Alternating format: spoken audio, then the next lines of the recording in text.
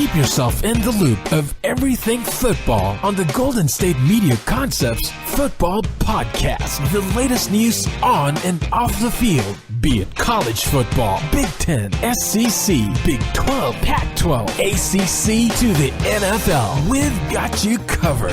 Listen to the Golden State Media Concepts Football Podcast.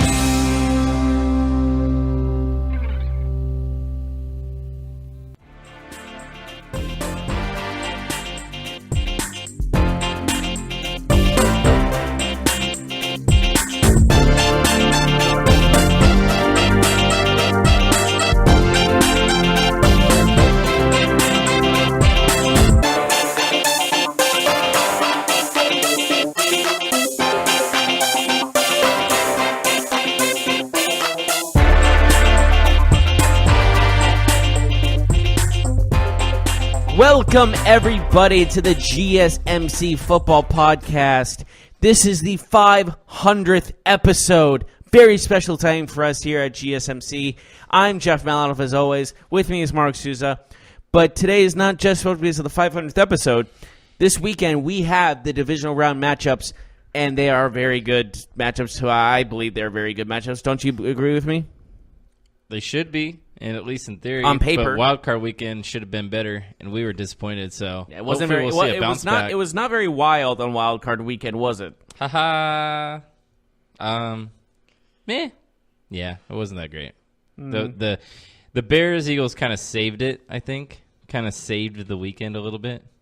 Although the Seahawks Cowboys was a decent game. Yeah, it was all right. The Ravens. The Bears ended on a great note. The Ravens too. Chargers not that good. The Colts game wasn't that good. The Eagles Bears ended on the last second, so that's entertaining. Yup. That's all I could say about it, basically. Yeah, so we have what looks like to be more exciting games this weekend, but hey, man, I don't know. The thing is, though, I will say, is that the 4 teams that were on a bye last week, almost all of them are really good offensive teams. So we should see more points. Well, we have talked about this in the past, that this is an offensive league now. Do you think that the people who let's talk about this for a minute. I just thought about something. Go for it. Defense wins championships, right? That's the quote. Yeah. It seems like the defensive teams got beat last week. Like the offensive teams. Yes. I mean, not everyone. I think the Cowboys' defense might be a little bit better than Seattle. They won. But I think the Ravens' defense is better than the Chargers. They lost.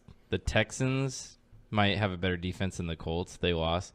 Obviously, the Bears is the one that sticks out. The Bears are a defensive-heavy team. They lost. Mm-hmm. And when we look at these teams in the divisional round, I see a lot of offense. I don't see too many what team in the divisional round has the best defense? The Chargers, I think? No, the Saints. The Chargers Saints. are the Saints, right? The Saints, yeah. Who would be next, the Colts or the Cowboys? The Colts. What about the Rams and Cowboys? I would say the Cowboys. And but I'm nothing against Donald. Then what about Rams? So we have Rams, Pats, Chiefs. The Rams still have a good defensive line. Rams, Pats, Chiefs, Eagles. Like, the Rams still have a good defensive line. The Chiefs sometimes have good defensive matchups, but they're pretty weak. They're probably the weakest defense left in the playoffs. But every other defense is pretty solid. The Eagles' defense, eh? They can get the job done. Yeah, I don't know. They've been pretty bad all season. Yeah, but sometimes they've been surprising. They'll need a epic performance, I think, this weekend. I don't know if they can get it done, but we will for sure find out. So, Saturday we have 2 games. Sunday we have 2 games. Do we now? Saturday afternoon will kick us off in Arrowhead Stadium. The Chiefs, notorious for their shortcomings in the postseason. Andy Reid, notorious for his shortcomings in the postseason. They'll get a crack at this year to see if they can change their fortunes. This time, different quarterback, Patrick Mahomes, not Alex Smith. Tyreek Hill, Travis Kelce, much the same on offense for them. No Kareem Hunt, obviously, as he's off the team now. Mm-hmm. We don't know if Spencer Ware is going to play. He's been dealing with a hamstring injury. I don't know if he's practiced, but that's something to be concerned about. I'm not sure he plays. If he does, he probably doesn't play much. Damian Williams has played well for the Chiefs at running back. We talked about that defense. Mm-hmm. Inconsistent. At times can rush the passer.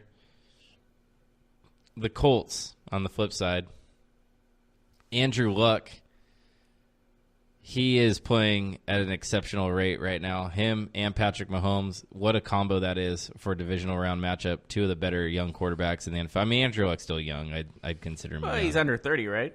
Yeah. So I consider under 30 young in the NFL. Patrick Mahomes, under 25, might be the most exciting quarterback in the NFL at that age. 50 touchdown passes and 5,000 yards, yep.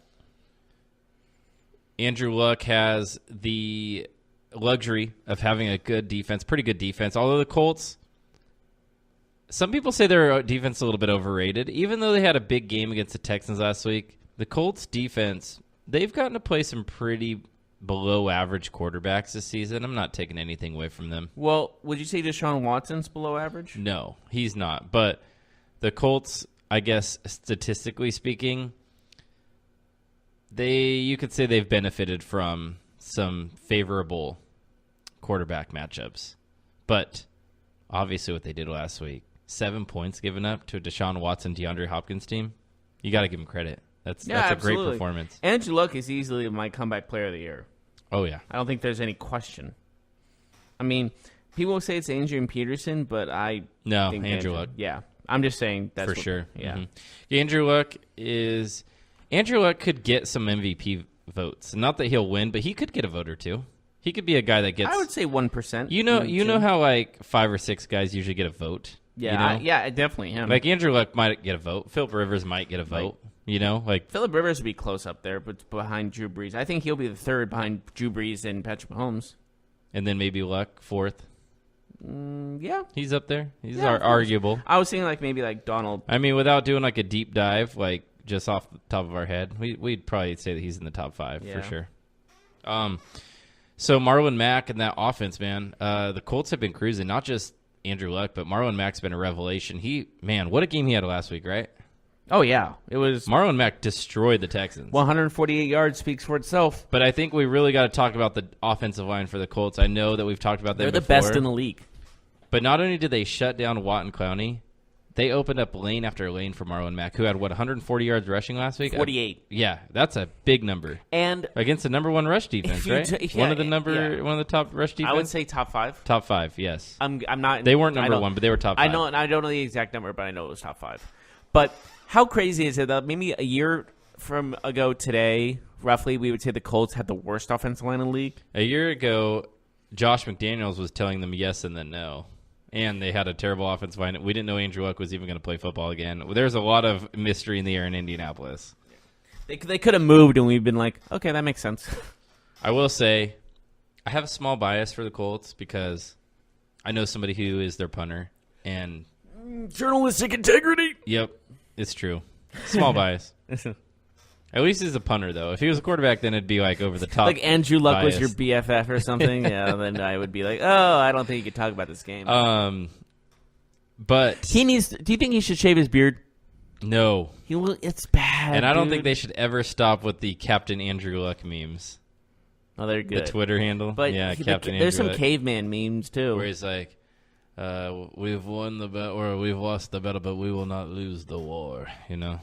Do you remember the Geico commercials with the caveman? Yes. I've seen people Photoshop Andrew Luck's head on him. I like the Geico commercial of the caveman where he's in the airport and he walks by the billboard that says it's so easy a caveman can do it. And he gets super offended. He goes, he just sighs and looks around. He gives that huff ugh, and then it goes away. So this matchup looks good. The Chiefs are a 5.5 point favorite, 5 to 5.5 depending on where you look. There is snow in the forecast. We don't know until game time. Let it snow. We're about 24 hours away from game time, a couple more hours, 27 or so. But as it stands right now, there's supposed to be snow. You can just say tomorrow. What do you mean? We're hours away. Just say tomorrow. I said we're 24 to 27 hours away. You said before that. You said you were just hours away. Man, what are you talking about? Why is this? Why I'm are you just saying, stopping you what I'm just saying to point this out? stating what you said. Okay, continue. All right. Anyways, before I was rudely interrupted by something that didn't mean a damn thing. Like you wouldn't have done the same thing. This game will be played in Kansas City, where the temperatures can be anywhere between 30 and 38 degrees tomorrow, and there's 100% precipitation. So it will either be raining or snowing. We know that. I mean, so yes, who does that give the advantage to? The quick-paced offense or the slow and steady deep I really think this offense gives of the advantage Colts? to the Colts because of that offensive line and that running game. That's what I was. And losing Kareem Hunt has never been so crucial until now. However, the Colts they play indoors. The Colts play almost all their games indoors. Mm-hmm. And the Chiefs play at home or on the road. Even when they play on the road, all their games are outside, most of them. Mm-hmm.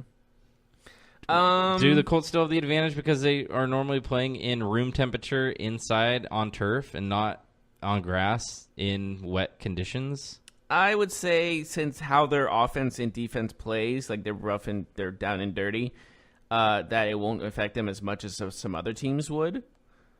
But I think their offense suits this kind of weather conditions. Yeah. Well, it will be it will be quite interesting. Yes, tomorrow at 1:00 local time in Indianapolis, it's supposed to be 32 degrees. So there will be snow. There will be snow. It's supposed to be snowing today, tonight, and tomorrow leading into the game, plus That's during the game. pretty darn brutal.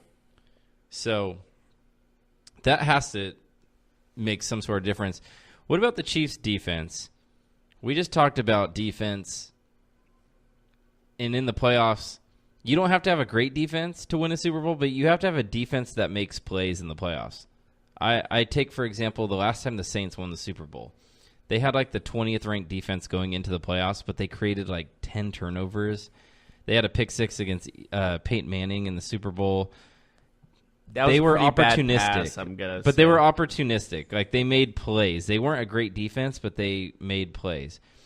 Does their defense have that ability? Can they make enough plays to win a Super Bowl? I honestly have no idea. That is a tough question because this defense, however, is nothing compared to the offense. Like usually, like the defense sometimes complements the offense. This offense has carried this team to the number 1 seed. Mm-hmm. So I would definitely call it a concern.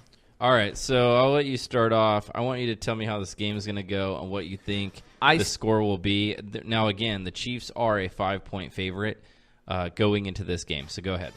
I still think it's going to be close, so give me a 24-21 victory. But I'm going to say for the Colts. And I will say the Chiefs will kick a field goal to try to tie it, and they will miss. Oh, really? Yes. So what you're saying is Harrison Butker will miss a kick to tie the game, to send it to overtime? Yeah. Miss, yes. To send it to overtime? All right. Man, I don't think it will bounce off the goalpost twice, though. I'll say it. You stole my thunder. I was taking the Colts. I love this. This is my upset of the weekend. I'll say it right now. I hate to blow it on the first game, but I think this is the upset of the weekend. I really do. I think the Colts are just the better football team overall. I know that sounds crazy to say, but honestly, Jeff, which team is playing better than the Colts? They've lost one of their last 11 football games. That's incredible. Yeah, it's really hard to deny.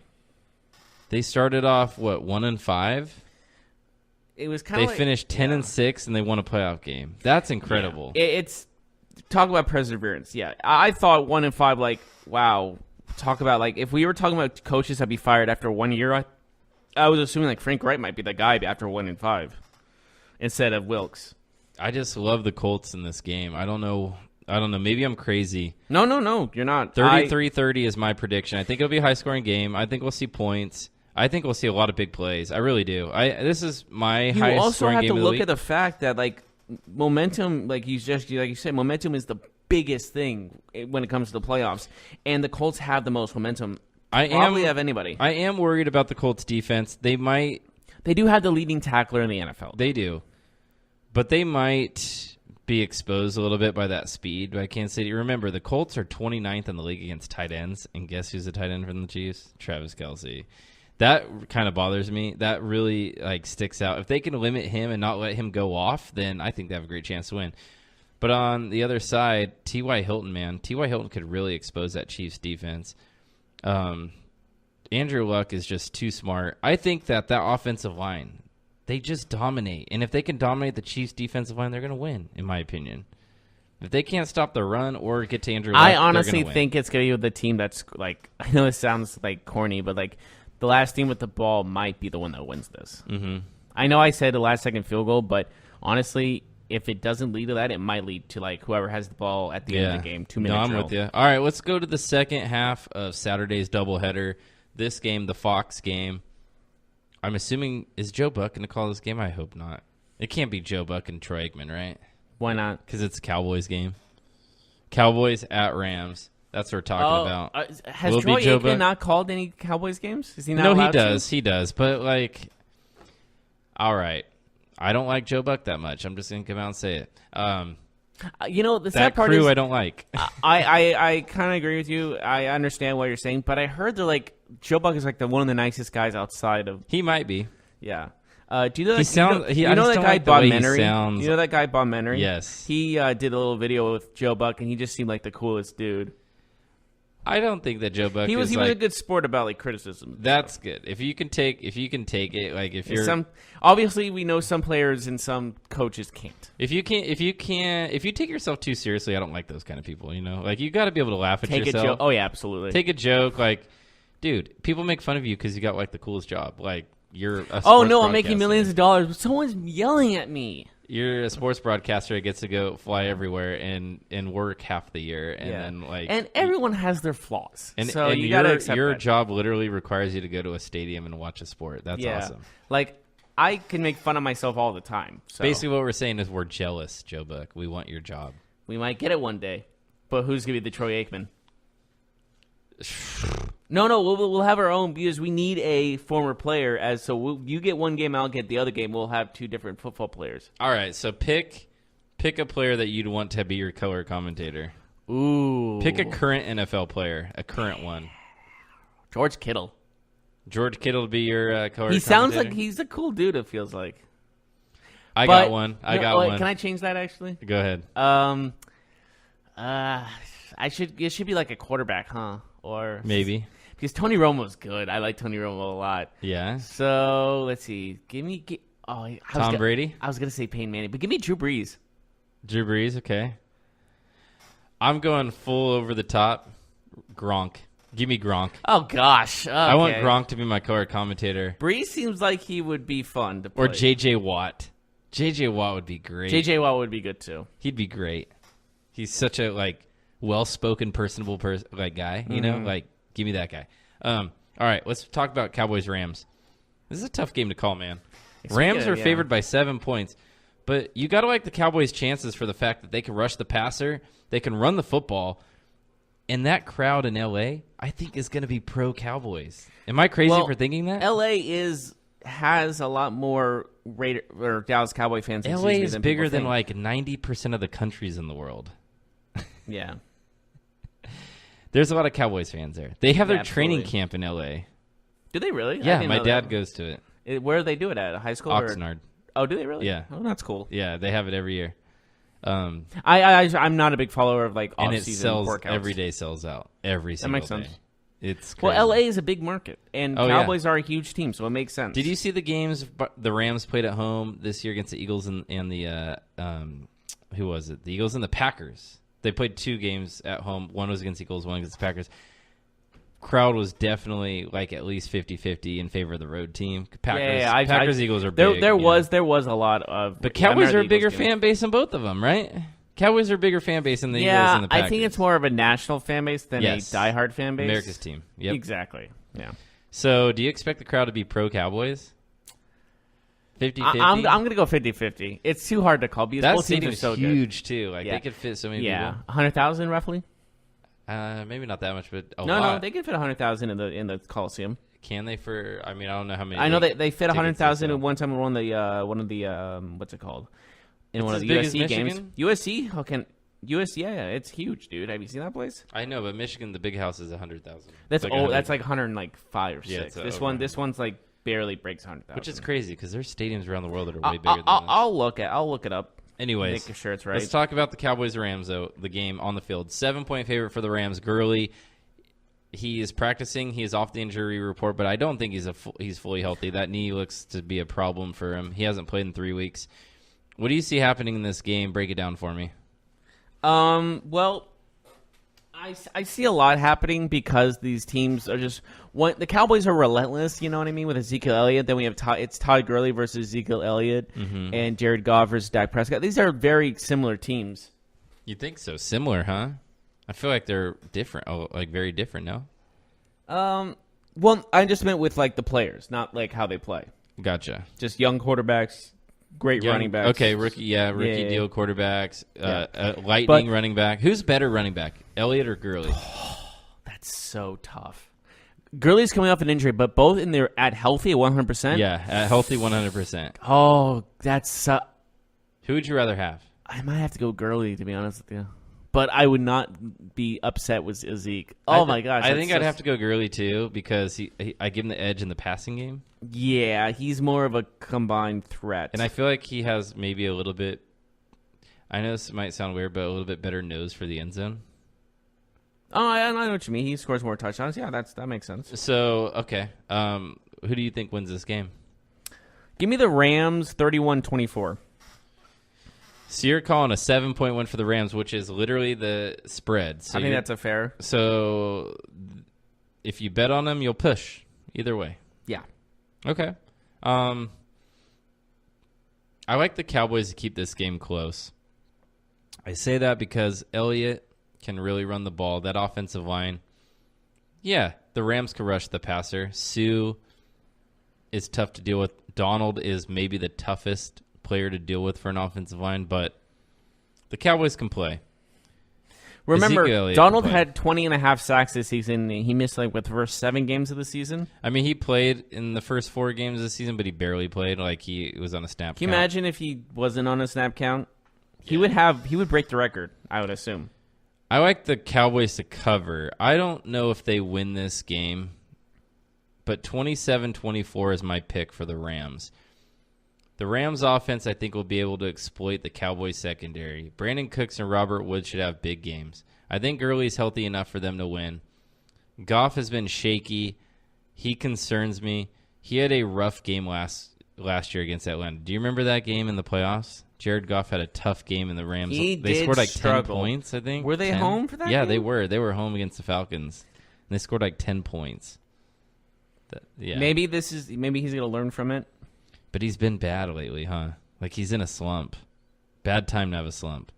Yeah. But I like him this week. Concerned. I like him. I like Sean McVay in that offense this week. Wade Phillips, I like his defense to get it done just barely. So 27-24, I have the Rams. All right. We got to take a break. We're a little bit past due. When we come back, we're going to talk about the games on Sunday. Before we do that, though, I want to talk to you about audiobooks because they inspire me, they motivate me, and they just, I don't know, they give me a lot of comfort after a day's work and things like that. After I go to the gym, I want to just relax my mind. There's no better place to do that than with Audible. Audible has the largest selection of audiobooks on the planet, and now Audible members get more than ever before. Each month you get 3 titles of your choice, 1 audiobook, 2 Audible originals, and fitness programs that you can't get anywhere else. There's never been a better time to experience Audible. Try it free for 30 days. All you got to do is visit audible.com/GSMCbook or get out your phone, text the code GSMCbook to 500-500.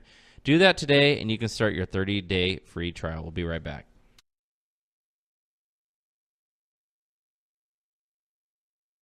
What happens to your decision-making when you drink? Well, after one drink, you feel confident. A few more, and calling your ex at 1 a.m. seems like a great idea. And you're pretty sure the secret to a great taco is 4-day-old macaroni. The bottom line, drunk you doesn't make great decisions. So you're risking a DUI or worse if you count on him to get you home. Plan before you party. Get home safe. Brought to you by Washington Target Zero.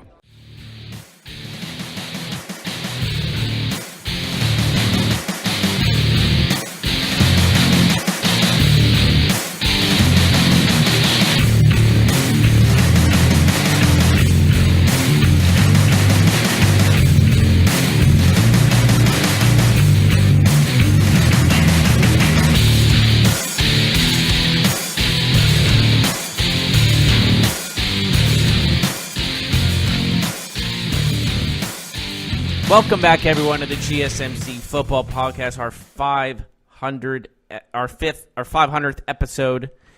And now we're moving on from the Saturday divisional round games to the Sunday divisional round games. What's the first game in the morning or afternoon? Chargers will play. It is a morning game. Okay. Morning if you're on the West Coast, afternoon if you're on the East. The Chargers will travel to Foxborough. Have you ever been there before? No. Foxborough is interesting. It's kind of out in the middle of nowhere. But they will travel to Foxborough to play Tom Brady and the New England Patriots. The Chargers come in at 12-4 on the season. They beat the Ravens last week. I think they handled them pretty easily. This week, though, they'll be facing a completely different offense, completely different quarterback. Lamar Jackson to Tom Brady is about as different as you can be in the quarterback position. Jeff, what do you see happening in this game? The Chargers are a 4-point underdog. Do you think they can go all the way to the East Coast in a little bit of chilly weather? I'm going to check the forecast for you, but I'm sure it'll be a balmy 30 degrees or so. Will they get a win? Will they go on the road? Will Phillip Rivers defeat Tom Brady? I will say yes. Whoa. Yes. Huh? I feel like the Chargers are the better team. 29 degrees is the forecast. Whew. A low of 16. I believe the Chargers are the better team, and the Patriots are a shadow of their former selves. A shadow. A shadow. Really? Mm-hmm. You've been saying the Patriots were not as good as they've been. I know they're not as exciting, but I don't know if they're not as good. Nope, that's my personal opinion. Okay, and 29 degrees, a low of 16. Does that make any difference to you? That the Chargers might have to play in extremely cold weather. Some concern, but not too much. Remember, Tom Brady at home. They're used to playing these games in the playoffs where it's very cold. The Chargers, it's a little warmer in San Diego, no, or in Los Angeles. Sorry, put $1 in the cup. But I'm not going to put the weather as a key factor in these playoff games, especially when the Chargers, I feel like, are the better team. So give me the Chargers still. You think they're offensively better and defensively better? I do. I don't know, man. Belichick and Anthony Lynn. I'm sorry, is he on the field? No.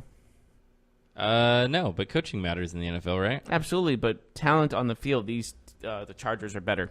Sure, but coaching means a lot in the NFL.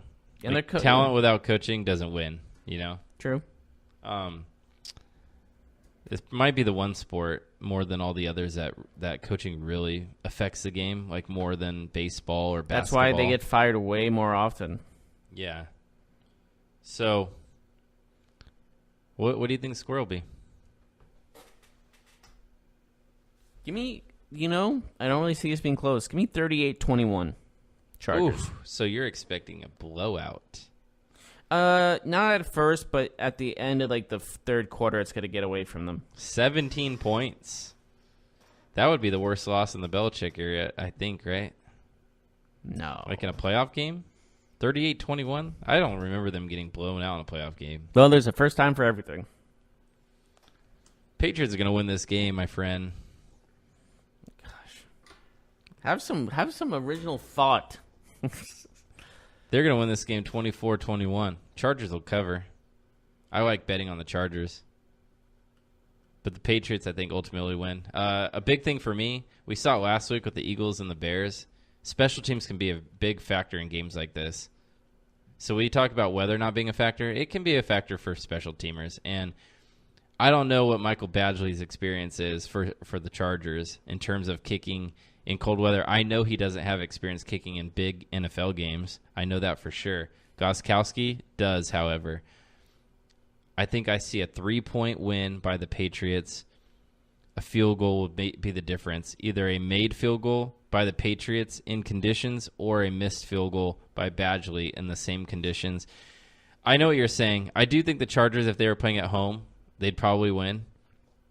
Mm-hmm. But I still think that weather, and I still think that traveling all the way to Boston's. Remember, they are undefeated outside of Los Angeles. The only time they lost away was against LA Rams. Yeah.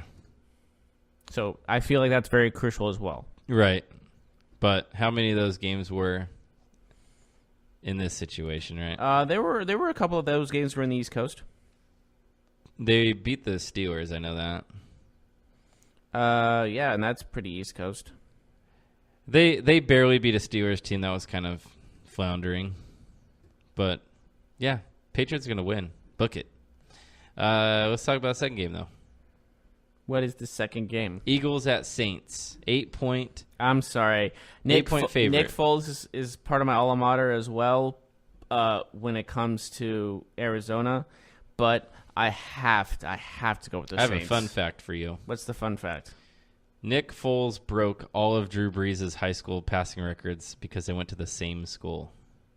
Illuminati. How crazy is that? How crazy is two of these both quarterbacks in this game went to the same high school in Texas? Wow. That's what are the odds crazy. of that? Yeah. Good. That school has a nice little alumni right off the bat. That's a good start.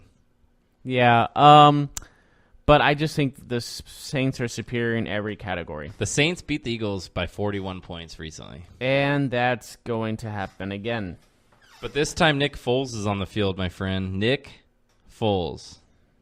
I'm sorry, Nick Foles. He's your boy. I know he is. But the Saints are just You love him. The Saints are just too good. You think the Eagles should keep him over Wentz, right? I said they need to have the discussion. What do you think? It depends on how this game goes, my friend. Really? Yes, it does. So if Nick Foles wins this game I say you had to sign him. and trade Wentz, Yeah. He got him to the NFC what if they Championship game 2 win years in a row? 13-10 and Nick Foles has a bad game? Well, Like, what if he has like a crappy game, but they win, like somehow, some way? Then he gets another audition. He gets a call back in the NFC Championship game. Gotcha. So you really think that Nick Foles, Carson Wentz debate? One breakout game that gets them the win, he will get that job. I don't think so. Well, that's my opinion. Not That would changing be my mind. that'd be pretty crazy. It's not like a stupid opinion. It's a logical one. It's definitely something to talk about. They need to have the meeting if that happens. Maybe. Maybe they have to. I mean, you got to think about the next 5 to 7 years. Foles is still Regardless of what happens this year, the Eagles season, you think you got to make that decision based on the next 5 to 7 years, not based on they won 2 Super Bowls with Foles because Wentz got hurt. Like, I don't know. This thing happened with Jim Plunkett. He's a Hall of Famer. What do you mean? Jim Plunkett was backup quarterback, and he won a Super Bowl. Then they put him at backup again. The quarterback got hurt again. He came back, and they won another Super Bowl. Gotcha. So this is not the first time, and that guy is one of the greatest. Who did he replace? I think one of them was Ken Stabler, if I'm not mistaken. Well, I might be mistaken though. Well, I see what you're saying. I know you're bullish on this, but I think even if the Eagles win the Super Bowl, they're not going away from Carson Wentz. I really don't. They invested a lot in him, and he's looked good. So 31-20 is my pick, though. I think the Saints are going to win this game. I don't think it's going to be that close. I have an 11-point win. Might not seem like a blowout, but in the playoffs, if you win a game by over 10 points, it's definitely a blowout. Oh, I'm sorry. He's not he's a college football Hall of Famer, Jim Plunkett. Excuse me. Got that wrong. Gotcha. So I really like the Saints to win. I think this is the one game that we did agree. Actually, we have 3. You know that we agreed on 3 of these? The Chargers-Patriots is the only one we disagreed on. That's going to tell us Who's better? I don't. or who had the most correct this week. Okay. That's the only game because we picked. I was really counting on you to pick the Chiefs. I'm not going to lie.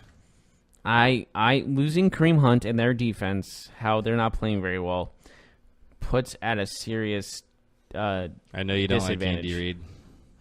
It's not I don't like Andy Reid. It just his history speaks for itself. Mm-hmm. It's only, I said this at the beginning. I thought they were going to have a downhill middle of the season like they usually do, but they didn't. But there's going to be a dull, and it's going to be here because that's what Andy Reid is all about. All right. Most exciting, least exciting game of the weekend. To me, most exciting is Chargers-Patriots. And least exciting to me is Eagles-Saints. You do have the Chargers-Patriots as your highest scoring game. Mm-hmm. But if you think it's going to be a blowout, do you think it'll be that exciting? I don't think it's going to be a blowout until like the end of the third quarter. Then it's going to get crazy. So like the fourth quarter of the Patriots. I would say like halfway through the third. That's pretty early, no? Not very. I mean, that's at the end of the game. Halfway through the third is not the end of the game. Halfway through the third That's is towards the end of the game rather than for the beginning of the game. That's what I'm saying. I mean, if it's a blowout into the fourth quarter, like that doesn't seem like it'd be too exciting. But who knows? Maybe there'll be some fireworks in the first half, some great plays and things like that. I got the Colts-Chiefs being the most exciting. Even if the Chiefs win, you got to think that game's going to have the most points. But, last week we were wrong when it came to which games were going to be the most exciting. Seemed like we picked didn't we both say the Colts-Texans was going to be the highest scoring last week, and it was the lowest, 28 total points. That's almost unheard of in an NFL football game. Yeah, we're not very good at guessing the scores, are we? Definitely weren't last week. Yeah. We are definitely no, we were not good last week. All right, well, we got to take a quick break. But let me ask you real quick before sorry to interrupt you. But what would it be like if we all listen more? Listening to audiobooks inspires us, motivates us, and even brings us closer. And there's no better place to listen than Audible. Audible has the largest selection of audiobooks on the planet.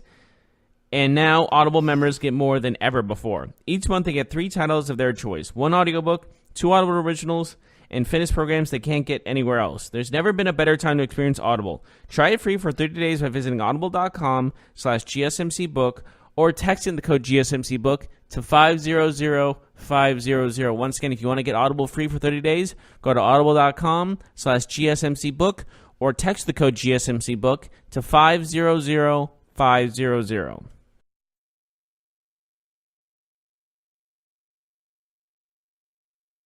What happens to your decision-making when you drink? Well, after one drink, you feel confident. A few more, and calling your ex at 1 a.m. seems like a great idea. And you're pretty sure the secret to a great taco is 4-day-old macaroni. The bottom line, drunk you doesn't make great decisions. So you're risking a DUI or worse if you count on him to get you home. Plan before you party. Get home safe. Brought to you by Washington Target.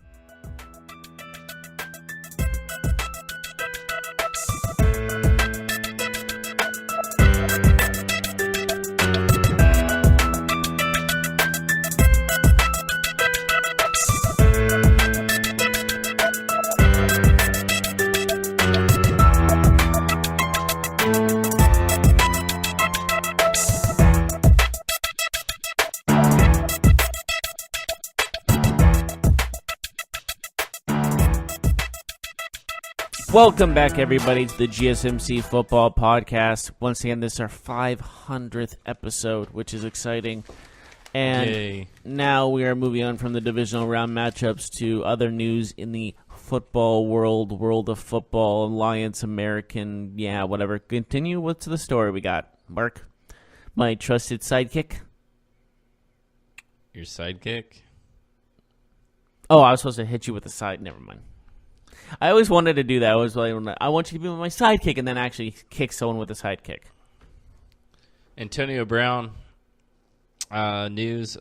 Art Rooney, president of the Steelers, he said that Antonio Brown won't be released, but all options are on the table for the future of Antonio Brown with the Steelers. He said there's not much we can do right now. We have time to make a decision. We'll look at all the options. We're not going to release him. That's not on the table, but I will say all other options are on the table. Whether the situation can be reconciled and we have him back on the team next year, we're a long way from thinking that can happen. We're not closing the door on anything at this point. So, based on those comments, what do you think? We're not going to see Antonio Brown in a Steelers uniform by next season. I truly believe that. I think that's what's going down. I think it's interesting. It's hard to say where he would go because a player like that, I mean, anybody could use him. I mean, even if you think your team has good wide receivers, why still wouldn't you want to add him? You know, like you could say, "Oh, my team, no, we're good." Like the Chargers, for example. The Chargers have some good wide receivers, but like, what if Antonio Brown is on their team? Yeah, a whole new level. But the question is, like, what do you give for him? What do you get for him? What do you give away for him? I would honestly offer them like a second-round pick, and I don't know if you can do this in the NFL, but offer them cash considerations, like give them $10 million. I don't think you can. Because if he's traded before June, he's going to cost the Steelers $21 million, so it's hard for them to trade that good of a player and lose $21 million. I think you can put cash in there, but I think you have to have like a... I would give them a second-round pick and $10 million. That would alleviate some of that damage that they have to take on by trading him. What if they ask for $20 million? Depends on the team. Complete cancel it. Depends on the team. Okay, who has one of the Browns or Colts? I would do it. I'd have T.Y. Hilton, Antonio Brown, Andrew Luck. Because they do have the money to spend. Oh, yeah, I'd do it. Mm-hmm. The Browns, yeah, I'd do it. Because I think that would be such a good way for the Browns to stick it to the Steelers. But I don't think they'd make that trade in that division, right? They wouldn't trade in division, no. Yeah. But he's no way going to the Browns. They probably wouldn't even trade to the conference, if we're being honest. Yeah, that's why I'm saying like he might be going NFC. So what NFC team has a high cap space? I mean, obviously everybody's talking about him going to the 49ers. That is a lot happening. There's a lot of Photoshops and stuff going around like that. I could see it happening. He won't be able to go to a team like Dallas, Philadelphia. Nope, those teams can't get him. But like George Kittle has been pushing for that apparently, as well as Joe Staley apparently. They're line left tackle. What if the Falcons are like, hey, Julio Jones and Antonio Brown? Holy, that's like an actual Pro Bowl team, like a Pro Bowl. That's roster. not fair. Okay, we got to double chip Julio. Wait, they have Antonio. What are you gonna? And then they just go in the field. What do you position. do? Oh, to be a running back in that situation. I would just go in the fetal position. I'd be like, okay, I'm out. How fun would it be to be a running back on a team where Antonio Brown and Julio Jones are taking all the attention away? All of it. It must be heaven. Devontae Freeman back next year? That'd be great for him. He'd love it. They would go back to the Super Bowl, wouldn't they? Can you imagine if Kyle Shanahan was still their offensive coordinator as well? That's unfair. It'd be pretty crazy. They have Dirk Cutter. Yes. He's back. Back again. Cutter's back. Don't tell stop, a friend, please. When you start singing, I didn't. Like, that wasn't literally singing. People start exiting. Oh yes, because when you do it, no, not at all. I hardly ever sing, but I'm definitely not as annoying when I sing as you, and I am totally biased. Yeah, I'm about to say, you can't just say that. It's all right. It's the truth, though. You just said you're biased, so how is anyone going to believe you? Just because I'm biased doesn't mean it's not true. It just means that I have more stake in the game. You know? Yeah, whatever. Doesn't matter. I mean, like, I was saying, who won the World Series this year? Who won the World Series? The Red Sox, right? Uh-huh. If a Red Sox fan said, we're the best team, we're the best franchise, they're biased, but it's hard to argue against them. Yeah, but that's an opinion. Well, them being the best team's not. They won. Of all time, you just said. I didn't say of all time. Don't put words in my mouth. I said we're the best team. We're the best franchise. Whatever. This is a pointless conversation. I don't think so. Kyler Murray to the Cardinals. Talking to you is pointless sometimes. Yep. Kyler Murray to the Cardinals. That is the conversation that has been happening over the last 24 hours. I think it's solely based off a old video of Kingsbury in October talking about how good Kyler Murray is and how 100% the reason. Yeah, and how he would pick him if he had the number one pick. Tell me, but Kingsbury has praised Rosen himself. Tell me give me a percentage chance that Kyler Murray is picked number one by the Cardinals, even though they just drafted Josh Rosen. Percentage? Give me a percentage of it happening. You know what? Give me 35%. 35%. That's low, dude. Woohoo! That's really low. That's really high. 35? Yeah, that's really low. What are you talking about? 35% chance that they use the number one pick on a quarterback, and it's Kyler Murray. Yeah. I was going to say like 25, but I was like, yeah, there might be a better. Do you honestly think that there's a 3 out of 10 chance that they take Kyler Murray with the number one pick? Yeah, but I'm going to say 6 out of 10 is a better chance of them not doing it. Yeah, that's super high. You might be right. I mean, we don't know what's going to happen. I'd say 0.1. 0.1% chance. Yeah, 0.1. Like literally 0.1. If I could say 0 and like not, if I could say 0, I'm saying I would. 35 to keep just to keep it almost even. You know, you never know because the draft is so random, and you never know what owners are thinking. Yeah. But and you keep saying like, oh, these guys need this and that, but they don't think they need this and that. Like the general manager would be setting himself up for disaster if he took Kyler Murray number 1 because he would be admitting to his boss, the owner of the team, that he screwed up last year. But the owner aren't the owner and the GM like best friends? Exactly. He's gonna let a lot go. But he'd be literally telling the owner, "I screwed up last year's draft." Even though he screwed up many drafts before that, but that would definitely be a maybe manning up and admitting your mistakes is a that would be a move. self-admission for sure. But I mean, you were telling me that you still think Rosen looks good, like he has a good future. I obviously Rosen, of course, has potential. It's only been 1 year, but the fact is, if you think another guy coming into the draft has way big more potential, or do you think Kyler Murray has way more potential than Josh Rosen? I'm saying they think that. I'm asking you. I know what you're saying. I don't think that. I think he has tons of potential. Don't get me wrong, but I don't say he's way above Josh Rosen. I would say like if I believe Kyler Murray is better. Some people say that if they were both in this draft, Rosen would be the higher pick. That's debatable. I know it's debatable because but, UCLA. Some people say because you got to look at he plays at Oklahoma, which is a much tougher conference than Pac-12. Maybe it's just a fact. I mean, it's not a fact, bro. Like that's not a fact. Yes, the Pac-12 had a down year, but Rosen also didn't play in the Pac-12 this year. No, I'm saying even the year before he played in the Pac-12, they weren't that good. Right, but I mean, both conferences are both kind of behind a couple other conferences, right? Like they're not. But we're not arguing Oklahoma SEC faces better teams than UCLA does every year. That might be true, but we're also talking about a conference notorious for no defense whatsoever. So it kind of inflates quarterback stats a little bit, right?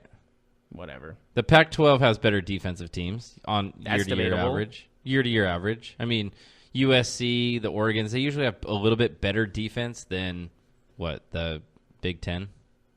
I don't know. I still think the Big Ten is superior to the Pac-12 when it comes to football. Mm-hmm. And when Oklahoma is playing those Big Ten teams, they're usually on top. UCLA is not usually on top when it comes to the Pac-12. Right. Okay. So with that being said, who is a better prospect, do you think, between Rosen and Kyler Murray, just based on what you've seen them play? Obviously, you've seen Rosen play a little bit in the NFL. I know Kyler Murray kind of struggled against Alabama, but he still played really well. I'll give him that. If Kyler Murray is 5'9", are you still picking him number 1? You know, we've never seen a quarterback that short do well. I know, but sometimes you got to take chances, and maybe the right chance is to go with Kyler Murray. Because he looks really small, huh? But he has he has the brain, he has the arm, he has the legs, he has other credentials that really make the height thing maybe not as big as a factor. Yeah, it is one of those things where, like, if he was 6'4", no, okay, that's too high. 6'2", let's go 6'2". He would be the number 1 pick, no question. Probably. So yeah, I would say so. Maybe he'd have a way better argument, that's for sure. Yeah. I think he has the brains and the skills to be I think he's a good player. Don't get me wrong. Like I'd pick him in the first round. Don't get me wrong. But if it's not like he's Peyton Manning. Like when I say okay, that's not fair. No. Listen to what I'm saying. Don't jump the shark here, all right? Let me finish. Kyler Murray, even if he's the number 1 quarterback taken, he's still not as big of a prospect as a Baker Mayfield or a Sam Darnold or a Peyton Manning. Like, he's the number 1 quarterback in this draft class. But is Kyler Murray a transcendent prospect, like an Andrew Luck, a Peyton Manning? Now, if one of those guys was in the draft and they picked Rosen last year, I would say go get that guy. Go get Andrew Luck. Go get Peyton Manning. But Kyler Murray's not that big of a prospect in comparison to other big quarterback prospects in recent history. Yeah, Right. but sometimes those prospects are dead wrong. Oh yeah, no. It's a gamble. It's a draft. We've seen the best player. The fact of the matter is, Josh Rosen might be a bust. He certainly might be a bust. Yeah, and one of the greatest quarterbacks, if not the greatest quarterback of all time, was picked 199th overall and was a backup to his own college team. Was Brady a 5th or 6th round pick? Wilson was a 3rd round pick. I mean, you could go through it.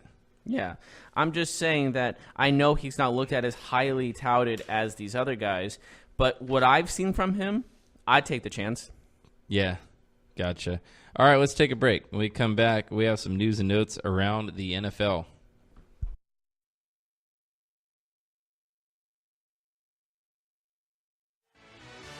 Check out the show that's built on the MMA. From the UFC to extreme cage fighting, they got the fights covered. Check out the GSMC MMA podcast. Get the latest news on past or upcoming fights. Join us as we talk to and about some of the biggest names in the MMA, past, present, and future. When it's the fight game, there's just one show to check out. GSMCpodcast.com/MMA-podcast. Don't forget to like them on Facebook and follow them on Twitter. Visit GSMCpodcast.com for more info.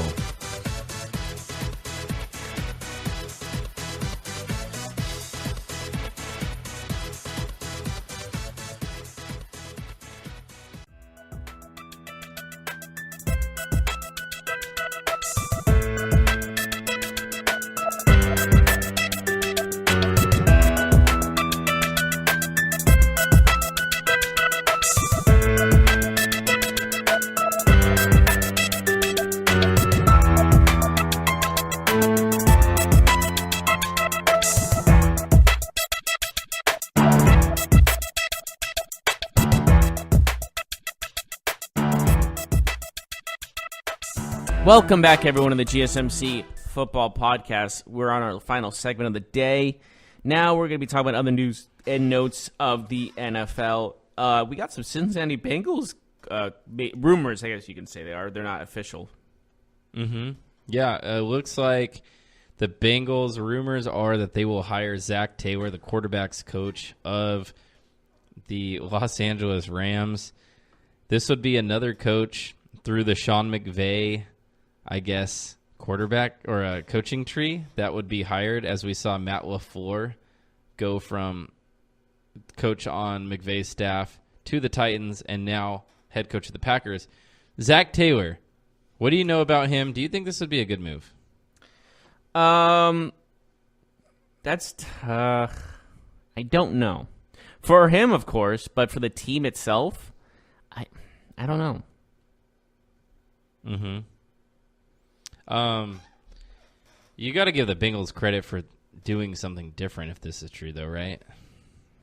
Yeah. I'm not saying it'll be good or bad. We don't know anything about we Zach thought they Taylor. were going to sign Hugh Jackson. Wasn't that like? Well, that's what I'm saying. Like, for them to like go outside the box, I kind of have to give them credit for that, right? Yeah. Gosh, I was expecting more former head coaches to be interviewed for jobs. It just we've only seen one former head coach have a coaching job so far. Well, 2. I kind of like that, but yeah, I know what you're saying. Yeah, there's This guy's 35 years old. Zach Taylor, 35 years old. He played for the Buccaneers briefly. Oh, he was a practice squad member. So he has been a quarterback's coach. He actually was an offensive coordinator for the Dolphins and, and for University of Cincinnati. So here's his credentials. Texas A&M graduate assistant. Miami Dolphins assistant quarterbacks coach. Dolphins quarterbacks coach for 3 years. Dolphins offensive coordinator for 1 year. What are the years he was Dolphins head quarterbacks coach? 2013 to 2015. So he was Tannehill's coach.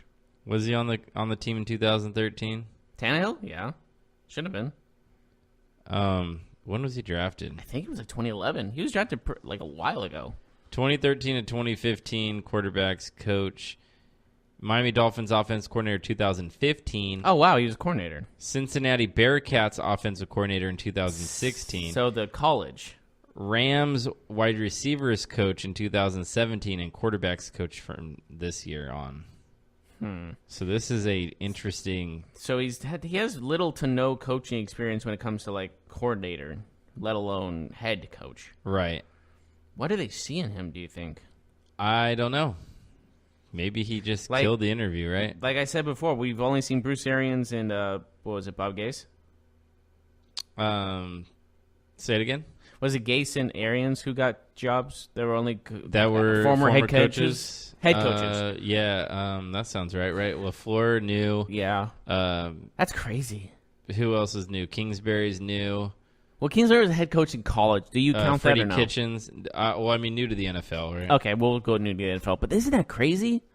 Mm-hmm. Because usually by this time we see like 5 different new head coaches that were coaches last year.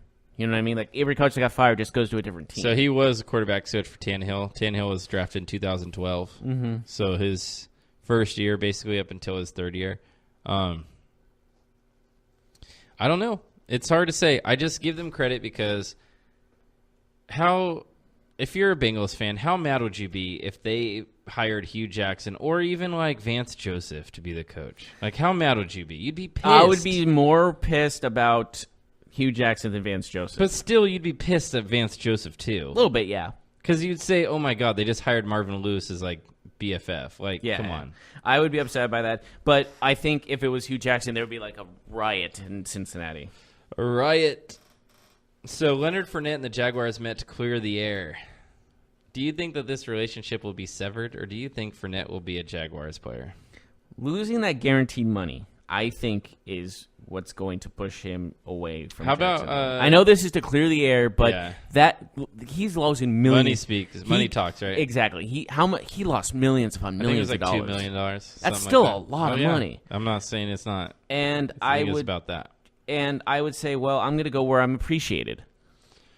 So Greg Roman has been promoted to the Ravens offensive coordinator. Rumor has it he took over play calling duties in the fourth quarter of the game where they made the comeback the other day. What do you think about Greg Roman as a new OC for Lamar Jackson?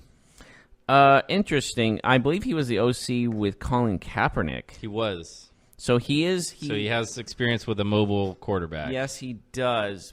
But they did play well in the fourth quarter. So if that rumor is true, that does kind of give you some excitement level if you're a Ravens fan. Yeah, I guess we'll see. I mean, it's always good. We to know get 49er fans were not the biggest Greg Roman fans. Yeah, we live in California, so we know We know.